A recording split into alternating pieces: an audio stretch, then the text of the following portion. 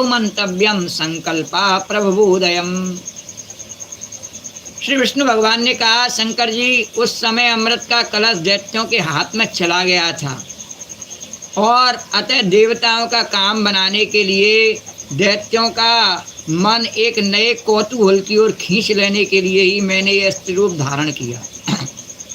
ऐसा आवश्यक नहीं है कि मार से ही और लोगों को जो काबू में किया जाए। आज के युग में बनाए हुए नहीं, तरह तरह के उपकरण बना दिए हैं और उनमें व्यक्ति उलझा रहता है और ध्यान नहीं देता है प्रशासन क्या कर रहा है, शासन क्या कर रहा है। अनेकों प्रकार के खेल कूदों में व्यक्ति को मस्त कर देते हैं, अनेकों प्रकार के ऐसे साधनों को बेचते हैं जिनसे व्यक्ति अपने आप को भूल जाए। ड्रग्स आदि ऐसे बेचते हैं, तो सरकार ही ऐसे कार्यों को करती है कि व्यक्ति उसके शासन प्रशासन पर ध्यान नहीं दे पाता है।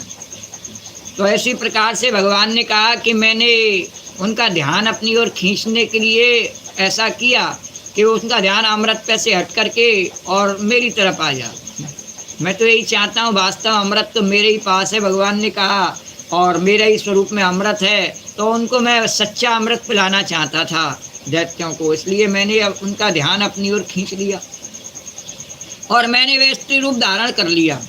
अरे देव शिरोमणे, आप उसे देखना चाहते हैं इसलिए आपको वह रूप दिखाऊंगा, और आपके लिए तो दर्शन कराने की कोई मनाही नहीं है, परंतु वह रूप तो कामी पुरुषों का ही आदरणीय है, किंतु उस रूप को आप उपासना करना चाहें ऐसा रूप नहीं है। वह तो कामी पुरुषों को बहलाने के लिए मैंने ऐसा रूप धारण किया, क्योंकि वह काम भाव को उत्तेजित करने वाला है। द्वारकाधीश भगवान की जय। उस रूप से उपासना करना बड़ा कठिन है द्वारकाधीश, कि अब जब तक उस रूप को और माता के रूप में स्वीकार नहीं किया जाए तब तक उस रूप से उपासना नहीं की जा सकती।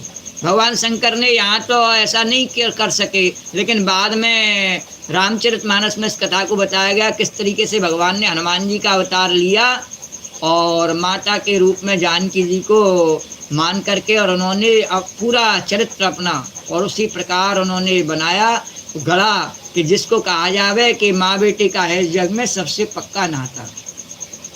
भगवान शंकर ने ऐसी लीला करी, तो उस लीला से पहले भगवान शंकर को माया का प्रभाव, माया के प्रभाव से उन्हें थोड़ा सा कमज़ोर बनना पड़ा, क्योंकि भगवान की माया का प्रभाव ऐसा है कि उस समय वे उसे नहीं सहन कर पाए। बोलो द्वारकाधीश भगवान की। और भगवान ने ऐसा ही कहा कि आप उस स्वरूप को ध्यान कर लीजिए कि वह कामी पुरुषों के लिए है और व्यक्ति उस स्वरूप को देख करके विचलित हो सकता है। श्री शुकवाच इति ब्रह्माणो भगवांस्तत्रैवान्तर्धीयता सर्वतश्चारयश्चक्षुर्भवा आस्ते सहो मया।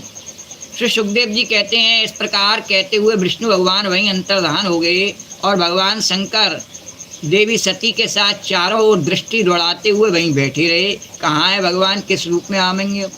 अरे ततो ददर्शो पवने वरस्त्रियं विचित्र पुष्पारुण पल्लव द्रुमे विक्रीडतिं कंदुक लीलया लसद दुकूल पर्यस्तनितं मेखलाम् आवर्तनोद्वर्तन कंपितस्तना प्रकृष्टहारोरुभरे पदे पदे प्रवज्यमानानिव मध्यतश्चलत् पदप्रवालं नयतिं ततस्ततः दिक्षुभ्रमत्कन्दुकचापलैर्वृशं प्रोद्विग्नतारायत लोललोचनं स्वकर्णबिभ्राजितकुण्डलोल्लसत् कपोलनीलालकमण्डिताननं स्थलथाद्दुकूलं कवरिं च विच्युतं सन्नन्ध्यतिं वामकरेण बल्गुनां विनिघ्नति मन्यकरेण कन्दुकं विमोहयन्ति जगदात्ममायया